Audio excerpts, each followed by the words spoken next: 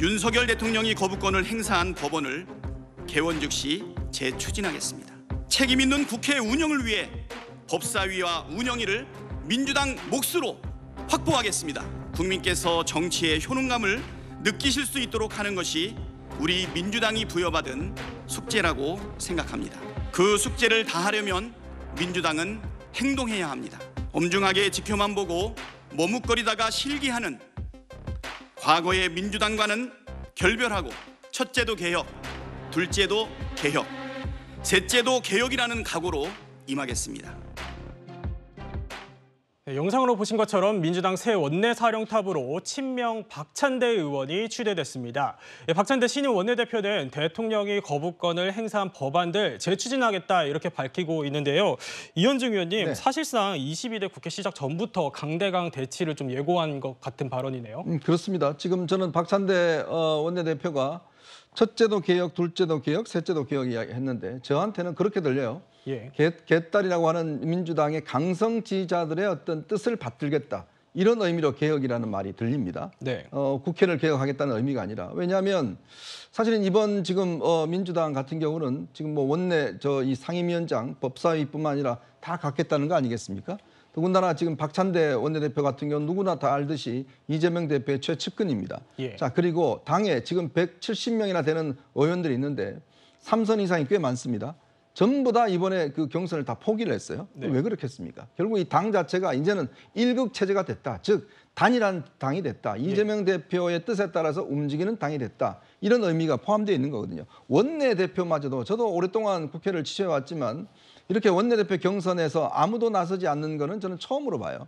즉 이미 다 결정됐기 때문에 나가봐야 의미가 없다. 오히려 나가면 더 예를 들어서 강성 지지층들에게 비난을 받을 것이다. 이런 것 때문에 지금 못 나서는 거 아니겠습니까? 그런데 이런 정당, 즉 강할수록 부러진다는 이야기가 있습니다. 정치라는 거는 물 흐르듯이 유연하게 돼야 되는 것이고 그 정치라는 게 항상 이렇게 강성만 간다고 해서 국민적 지지를 받는 건 아니거든요. 근데 지금 이 민주당의 지도부는 오로지 강성, 이것만 가지고 이제 국회를 뚫겠다는 의미인데 글쎄요, 강하면 부러지는 것 같습니다.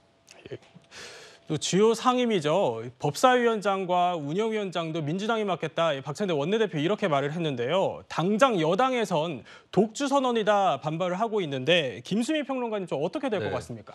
네, 일단은 이제 법사위 운영위를 한 당이 다 갖겠다. 그리고 이제 국회의장도 민주당에서 배출이 되게 될 텐데 이거는 이제 국회의 예전의 관례에서는 벗어나는 것이라고 봐야 될 것 같고 새로운 이제 국회 질서가 생기는 거겠죠. 법사위 같은 경우는 과거에 대략 얘기한 뭐 김대중 노무현 정부 때부터는 그런 관행이었었는데 의장을 제1당이 맡으면 뭐 제2당이 법사위를 맡는다거나 뭐 이런 식이었고 또 운영위 같은 경우는 주로 이제 여당 쪽에서 맡는 그런 관례가 있었습니다만 이게 이번에 이제 깨질 수 있다라고 하는 것이 사실 이 문제는 정답은 없습니다. 예전에 국회 관례는 이제 여야의 어떤 합의라든지 또 중립적인 시선에서의 어떤 상임위 배분이라든지 이런 것들을 통해서 해왔던 것이고 근데 미국 국회 같은 경우는 이제 상임위라든지 이런 것들을 제1당에서 다 독식을 하거든요. 근데 후자 쪽으로 좀 가까워지는 모델이 아닌가 그렇게 보여집니다.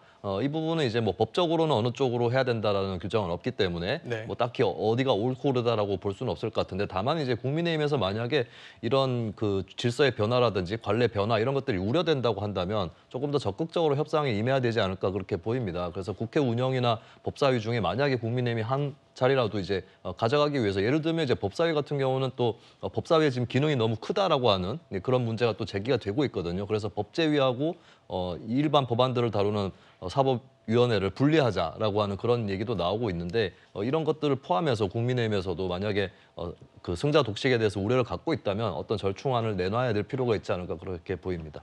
네, 한번 새 원내대표단 구성도 한번 살펴보겠습니다.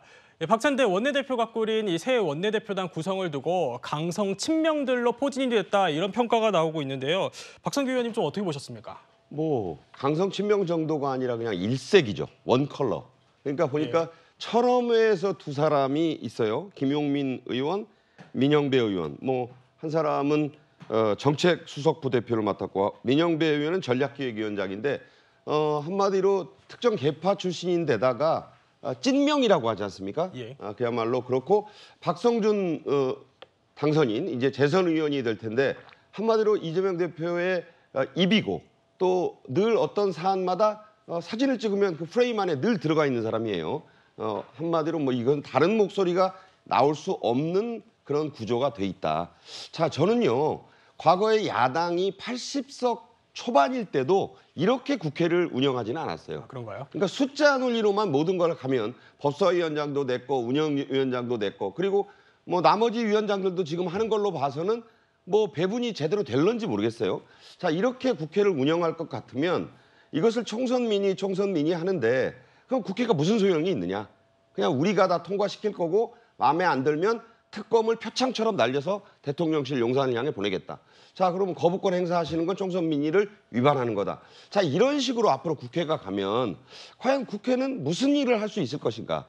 그러면 108석이 많은 의석이라고 주장할 수도 없지만 분명한 어떤 목소리를 대변하고 있는 의석이고 예. 그 표 차이는 여러분도 아시다시피 5.4%포인트입니다. 네.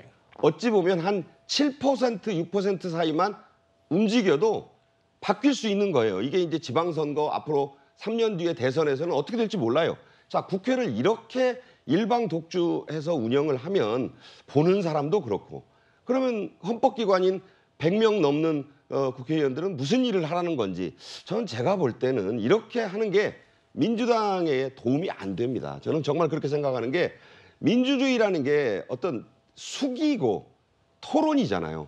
과거 DJ 때, YS 때 그 이전에 또 이렇게 국회가 숫자가 많다고 해서 이렇게 가지는 않았기 때문에 예. 자, 원내대표단의 기대를 좀 갖습니다. 이런 컬러, 원 컬러로만 돼 있지만 원 컬러지만 목소리는 좀 다양하게 되고 야당의 목소리도 좀 귀를 기울여주는 식으로 가야 민주당이 원하는 바를 이룰 수 있다. 저는 그렇게 개인적으로 충고하고 싶네요. 예, 이제 막 구성됐기 때문에 어떻게 흘러갈지는 좀 상황을 예의주시해야 할 것 같습니다.